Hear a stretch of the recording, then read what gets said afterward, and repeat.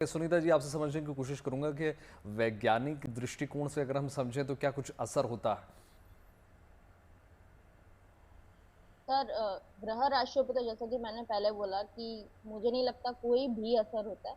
क्योंकि ग्रह राशि जो है वो तो हमारे ग्रह बेसिकली सितारों से बने हुए हमारे राशि हैं, हमारे नक्षत्र हैं, हमारे ग्रह हैं। और ग्रह बेसिकली हम मानते हैं बिग बैंग से बने हैं, जो कि एक अगेन नेचुरल घटना है। तो उसमें आप उन्हें भगवान से जोड़ते हैं। आपने जैसे कि अभी साइंस सर के ने हिसाब बोला से कि बता हम दीजिए सुनीता जी, वैज्ञानिक हाँ, दृष्टिकोण तो से देखें तो। वैज्ञानिक दृष्टिकोण से सर इसका कोई एज ह्यूमंस पे प्रभाव नहीं है। बट चंद्र ग्रहण के टाइम पे, जैसा कि मैंने अभी आपको थोड़ी देर पहले भी बताया था, जो हमारा जो शैडो है, शैडो जैसे जैसे जो पृथ्वी की परछाई है जैसे जैसे हमारे चांद के ऊपर पड़नी शुरू होती है, तो उसके तीन फेजेस होते हैं। बेसिकली चांद की परछाई जहाँ पे बिल्कुल ग्रहण पैच मतलब डार्क पैच बनाती है, दैट इज उम्रा। और जो साइड में जो जो बिल्कुल लाइट पैच बनाते हैं, जहां से हमारा ग्रहण हम बोलते हैं कि शुरू हुआ है, दैट इज पेनुम्ब्रा। तो जैसे जैसे चांद पेनुम्ब्रा से लेके उम्रा तक जाता है, जहां पे हमारा टोटल संपूर्ण चंद्र ग्रहण होता है, और उसके बाद वापस से वो उम्रा में आके इसका इफेक्ट कंप्लीट हो जाता है। इस पूरे घटना के दौरान जो हमारे चांद पर गिरने वाली रोशनी है, उसकी जो चांद की ब्राइटनेस है वह कम ज्यादा होती है। ये चांद की ब्राइटनेस का कम ज्यादा होना ये इफेक्ट लाता है कि हम चांद के फीचर जो है उनके बारे में बहुत ही डिटेल में पढ़ाई कर सकते हैं। क्योंकि हम ये बता सकते हैं कि चांद पर होने वाले अलग अलग जो क्रेटर्स है, गड्ढे हैं, मेरिया है, इन सभी फीचर्स पर लाइट किस तरीके से रिफ्लेक्ट हो रही है। यानी कि जैसे जैसे उस पर रोशनी गिरती है तो कितनी उसमें अब्जॉर्ब हो जा रही है, कितनी वो रिफ्लेक्ट हो रही है। जिससे हम चांद की सतह की, चांद की मिट्टी के बारे में बहुत अच्छा ग्रहण शोधन कर सकते हैं।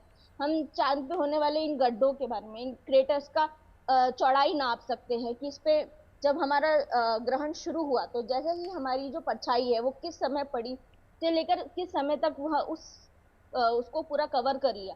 तो इससे हम उसकी चौड़ाई नाप सकते हैं। तो वैज्ञानिक लोग को के लिए तो ये बहुत ही इंपॉर्टेंट समय है।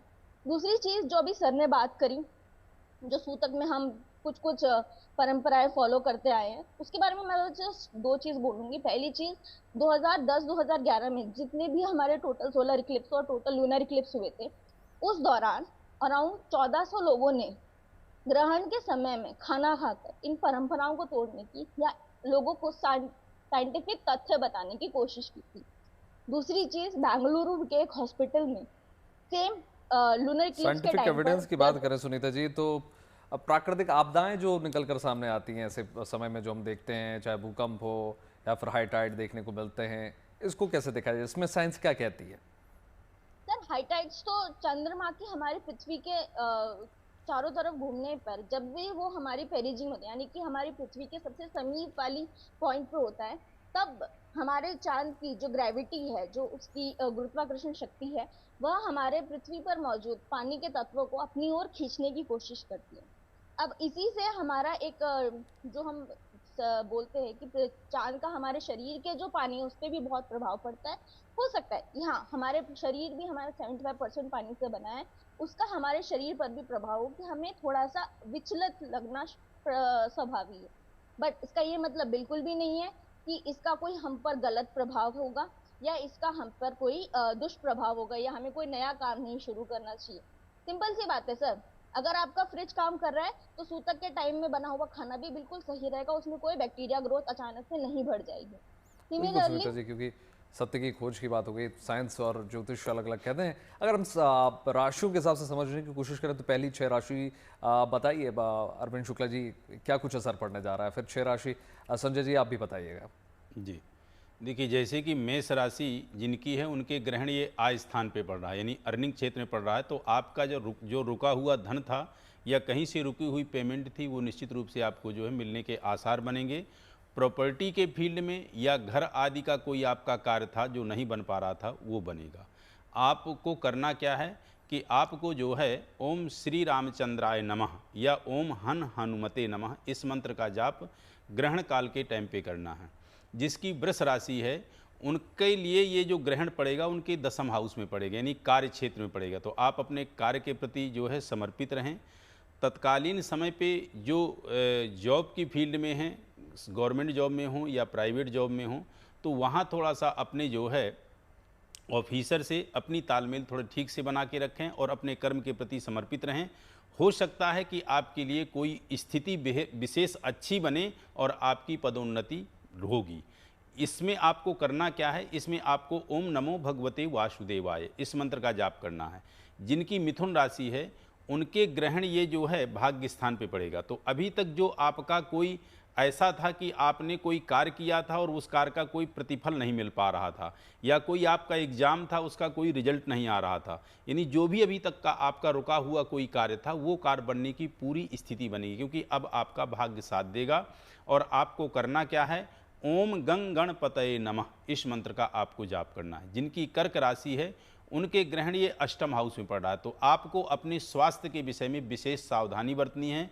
जो बीपी हार्ट आदि के या शुगर आदि के या जिनको कहें कि थायराइड आदि की जिनकी समस्या है उनको विशेष सावधान रहना है। और ये कर्क राशि स्वयं चंद्रमा की राशि है, और खास करके जिनको शीतलता ज़्यादा रहती है वो विशेष सावधान रहेंगे, क्योंकि जल तत्व की ये राशि और हमारे शरीर में 60 से 70% पानी ही पानी है, और ये ग्रहण चंद्रमा के ऊपर पड़ रहा है।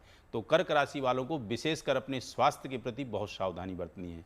आपको करना क्या है, या तो आप महामृत्युंजय का जाप करें, और महामृत्युंजय मंत्र नहीं आता है तो ओम नमः शिवाय इस मंत्र का जाप पुरुष करें, ओम शिवाय नमः इस मंत्र का जाप महिलाएं करें।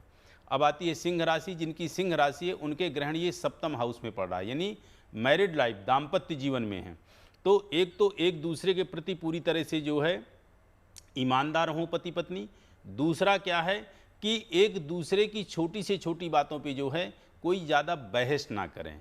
कहने का तात्पर्य कि मनभेद नहीं होना चाहिए, मतभेद होना चाहिए, मनभेद ना हो, इस चीज़ का विशेष ध्यान देंगे। और दोनों प्राणी अपने स्वास्थ्य के विषय में भी ध्यान देंगे। करना क्या है, ओम घृं घृणि सूर्याय नमः या ओम श्री रामचंद्राय नमः इस मंत्र का जो है जाप करना है।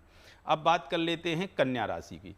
कन्या राशि के ग्रहण ये षष्ठम हाउस में पड़ रहा है, तो जो कम्पिटिटिव एग्जाम देने वाले विद्यार्थी हैं उनके लिए अच्छा अवसर है, वो बहुत अच्छे से प्रयास करें, कम्पिटिटिव एग्जाम को निकाल सकते हैं। जिनके कोर्ट कचहरी में मुकदमा चल रहे थे उनको राहत मिलेगी, और उसके साथ साथ नई कोई बीमारियां जो है उत्पन्न हो सकती हैं, तो उसके लिए आप अपने आप को स्वास्थ्य के प्रति थोड़ी सावधान रहें। करना क्या है आपको, ओम एक दंताय विद्महे वक्रतुंडाय धीमहि तन्नो दंति प्रचोदयात् गणेश गायत्री मंत्र का जाप करें। और ये जाप जो भी मैंने बताए हैं ये उस टाइम पे बताए हैं जिस टाइम पे ग्रहण काल आपका शुरू होगा। बाकी इस मंत्र के यदि सूतक काल से लेके ग्रहण काल तक आप चलते फिरते मन में जपते रहते हैं। मंत्र का जिक्र कर रहे थे अरविंद जी, आप उसका भी बता दीजिए।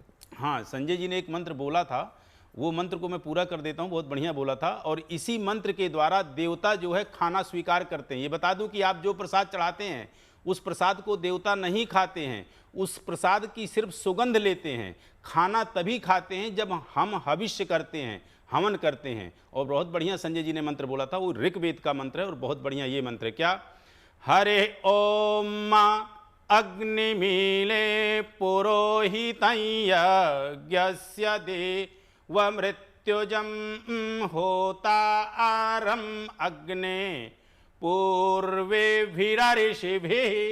ये अग्निदेव का मंत्र है।